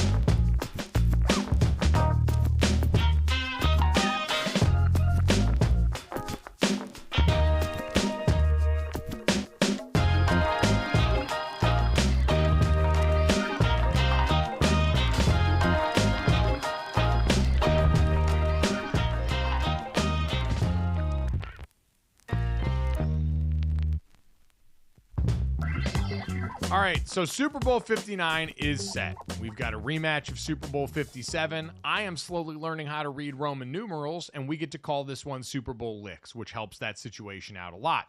If you are someone wandering over to DraftKings Sportsbook, you already have the numbers up here. The Chiefs open as 1.5-point favorites. That is held overnight. The over-under at 49.5 in this game, so expecting a good bit of points in this one coming off the championship games. Not all that surprising here. Offense was the flavor of the day in both of those games. But, Dad, we got a bigger question coming up here because while our producer, Alan Yates, brought up the fandom of Taylor Swift, who is from Pennsylvania, who grew up and was purportedly an Eagles fan, now obviously dating the star tight end for the Kansas City Chiefs, he wondered who she was going to root for, which to me, that's an open and shut case. She is a Kansas City Chiefs fan now. She is part of Chiefs Kingdom. Yeah. Her and Andy Reid are best buds, all that stuff. The question I have for you is, Dad, because we also saw Jason Kelce in the box wearing a Travis Kelce jersey in the game last night. Jason Kelce, one of the faces of the Philadelphia Eagles for his entire career, one of the most beloved characters in that franchise's history. Now going into this game, a rematch of the Kelce Bowl that he played in last time. Who do you think Jason's rooting for in this game? Wow. I think, well, Jason has a Super Bowl ring. Obviously, Travis has a couple of rings going for history. I think deep down, he'll be rooting for Travis. I think blood is thicker than team affiliation. Plus, Jason has a ring. Travis obviously has a couple rings. And this is for history. This is for 3 in a row. This has never been done before. So I think there's, I don't know if he'll openly say that. I'm not sure. Jesse, what do you think? He's going to be openly rooting for the Chiefs because he said last year, don't you remember when they were going to the games and Kylie refused to wear any Chiefs gear or anything, and she was like, I don't care. I am an Eagles fan. I will not root for the Chiefs no matter what. And Jason was like, oh, come on, we can root for Travis. So yeah, I think he will be openly rooting for Travis, and Kylie Kelce will be stone-faced sitting there wearing like I hope both teams have fun. No, she'll be wearing like a shirt that has like a little bit of red on it, but it has nothing to do with the Chiefs, and she is definitely not so secretly rooting for the Eagles. Honestly, that's a great call. Like, I'm sure Kylie Kelce, not going to lie, her podcast is going to sound off on this, but you're absolutely right. She is the Philadelphia native. She is born and bred and bled Eagles around there long before her and Jason got together. So that is going to be the one that Travis has a tough time converting in the family. Because you're right, Dad, we've seen Jason and the emotions that come out of him, how much him and Travis have loved up each other over the years. Like, while I'm sure there's a part of him that would still be happy if the Eagles won, I do think that's going to be the part he varies down a little bit, is that man does carry so much Philly with him, but I won't be shocked if he's supporting all along the way. But Jesse's absolutely right.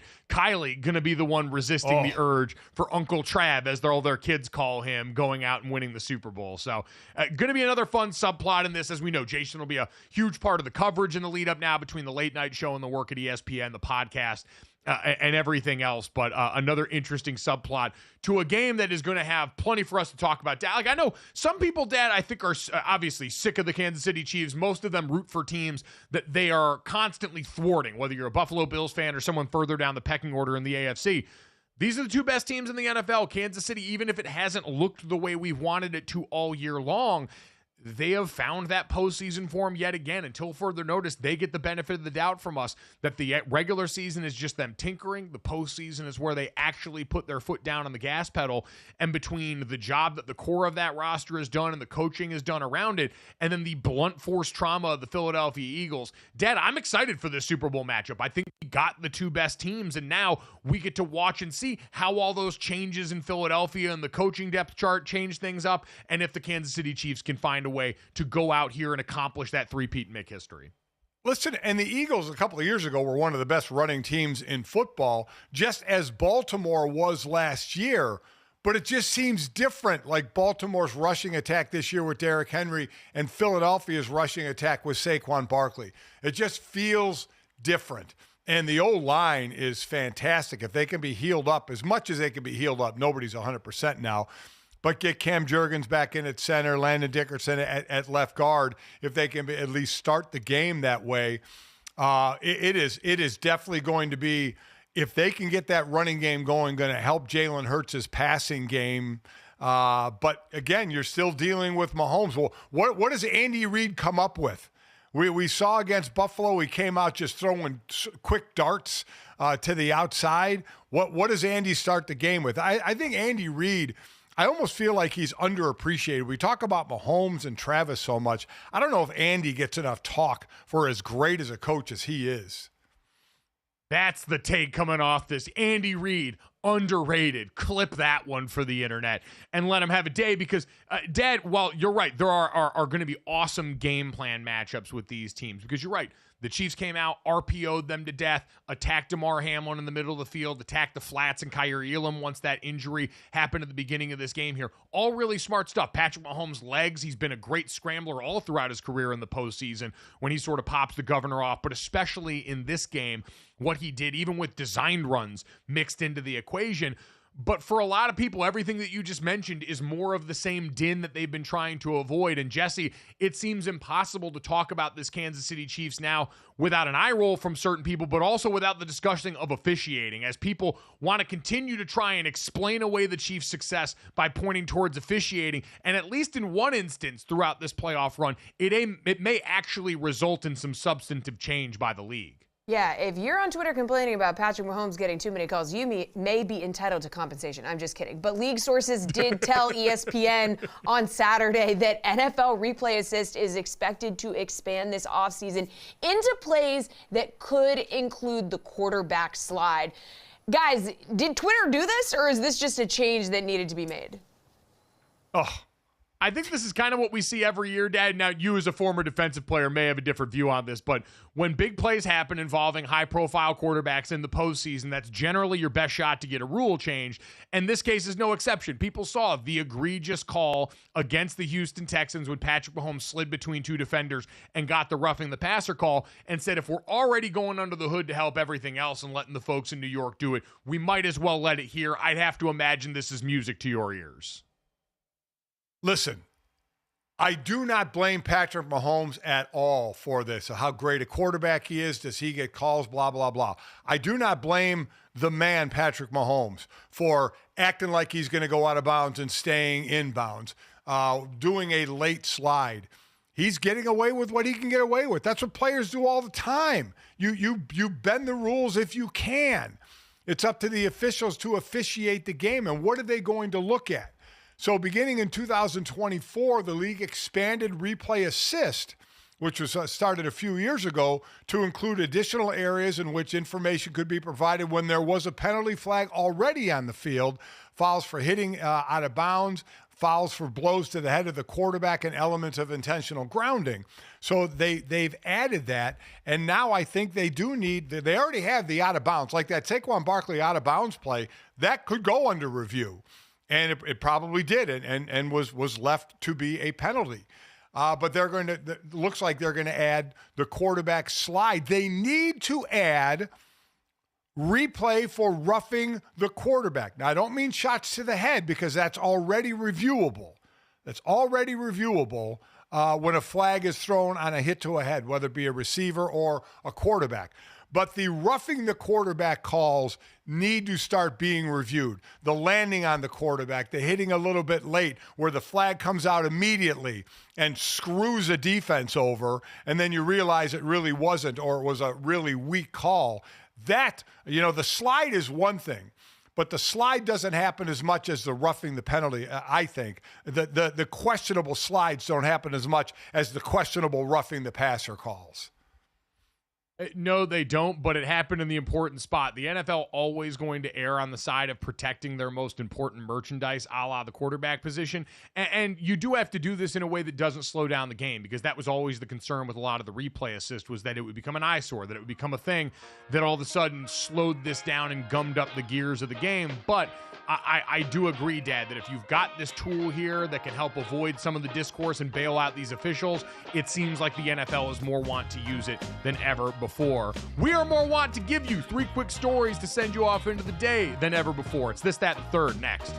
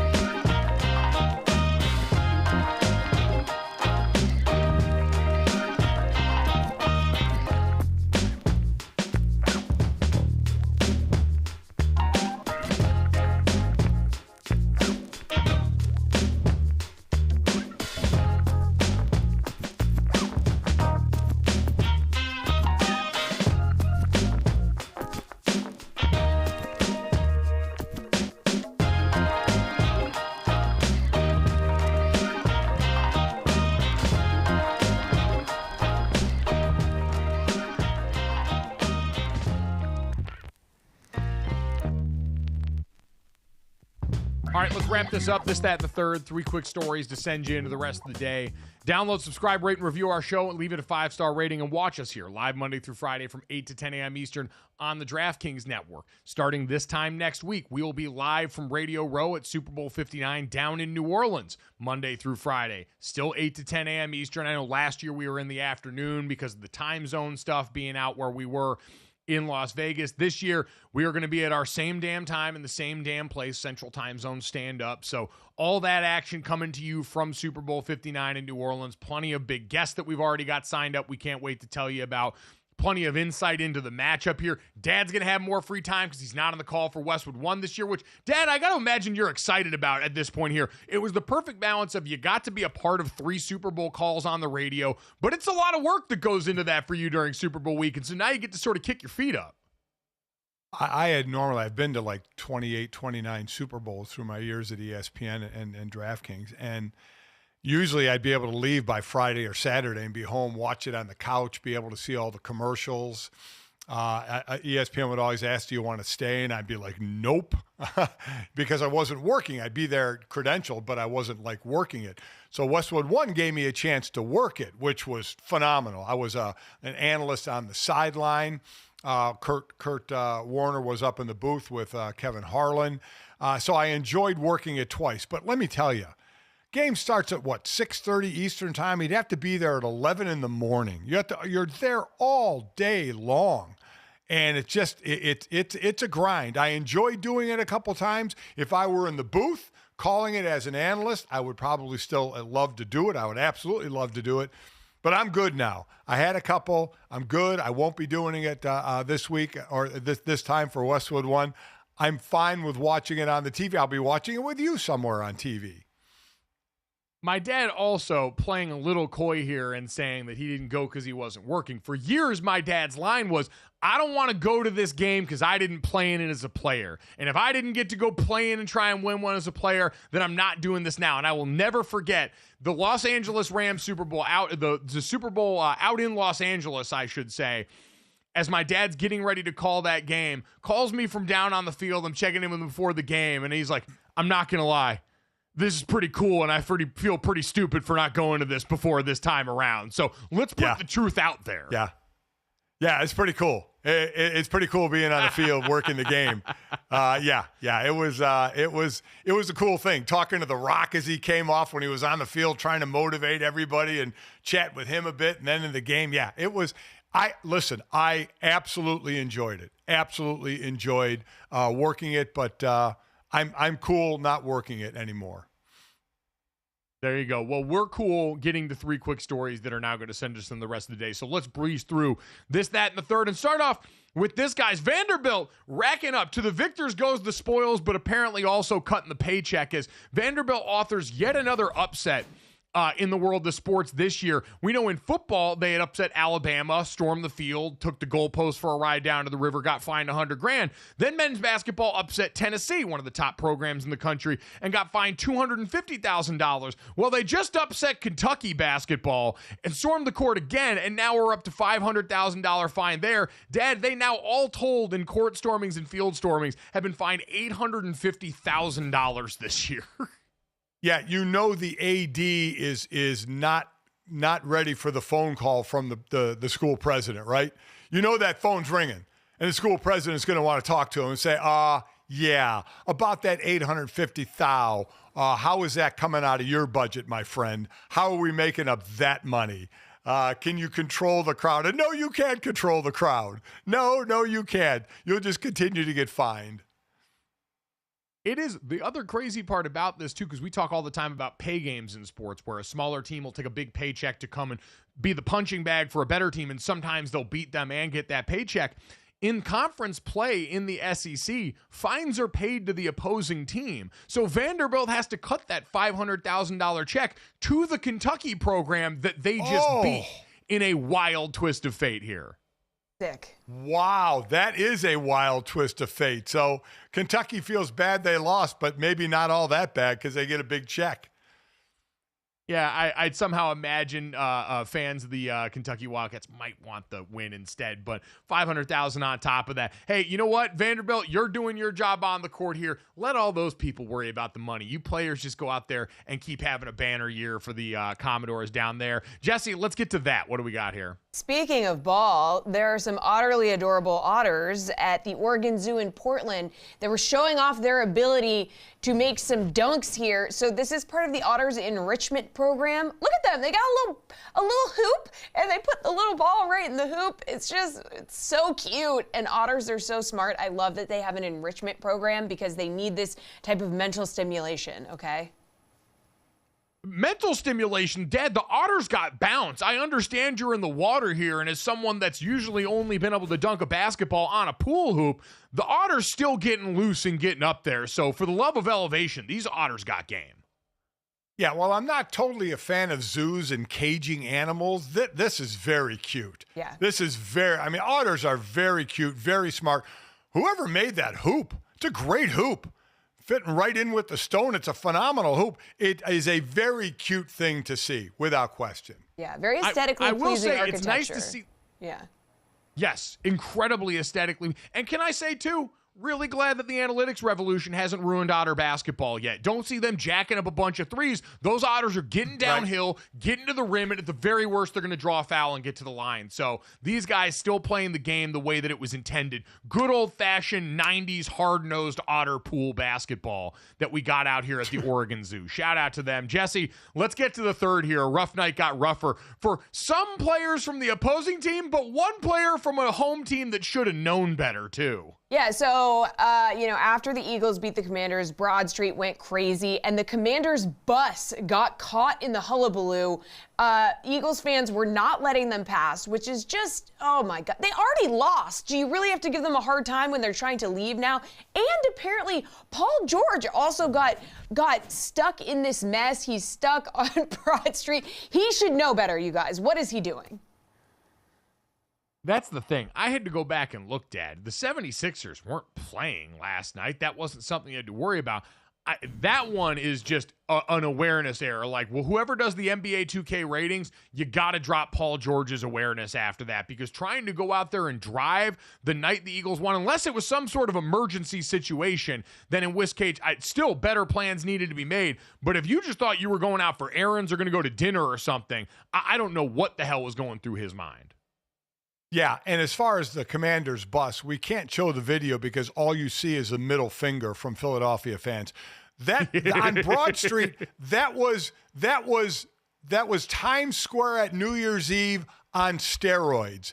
That's a nice ringing in the New Year crowd on New Year's Eve in New York. This is a crowd looking to pick a fight in Philadelphia. They're looking to celebrate, but they saw the enemy in the Washington Commanders, and they're standing in front of that bus. I'll be damned if that bus just wouldn't go straight ahead. They are standing in front of the bus, blocking the bus, flipping off everybody inside of the bus. I mean, those fans are as crazy as they've ever been. I've spent most of my career there just appreciating those fans because they were cheering for us and not against us. Well, unless we didn't play well.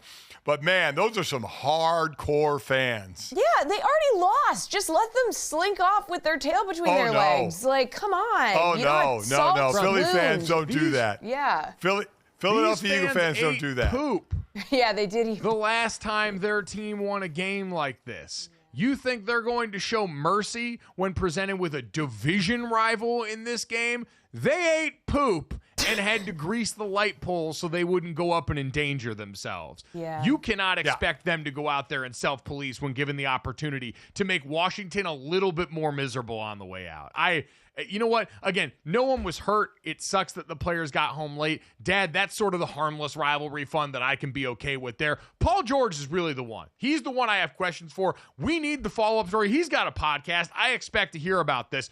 What the hell was important enough to Paul George that he felt like he had to go out there driving through that traffic on that road after that win by the hometown Philadelphia Eagles? If you got answers, hit us up in the comments. Download, subscribe, rate, review the show. Leave it a 5-star rating. Thanks so much. We'll be back here to talk to you guys again tomorrow.